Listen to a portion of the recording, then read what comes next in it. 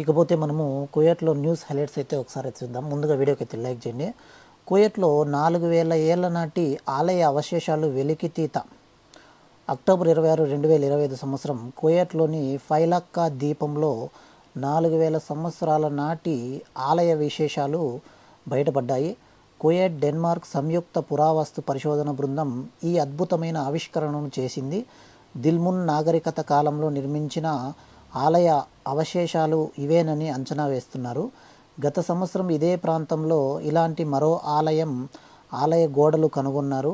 ఇప్పుడు దాని దిగువ భాగంలో మరో ఆలయ అవశేషాలు లభించినట్లుగా పురావస్తు విభాగం తాత్కాలికంగా assistant secretary general Mohammed bin Rida తెలిపారు.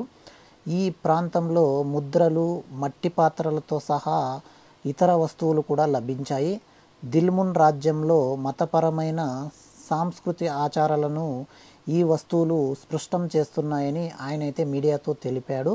మొత్తానికి కువైట్లోని ఫైలక్కా ద్వీపంలో 4000 సంవత్సరాల నాటి ఆలయ అవశేషాలు అయితే కనుగొనబడి వాటి గోడలు, వాటి ముద్రలు, ఆ కాలంలో వాళ్ళు వాడిన వస్తువులు అయితే బయటపడినట్లు కువైట్లోని న్యూస్ అయితే వచ్చింది.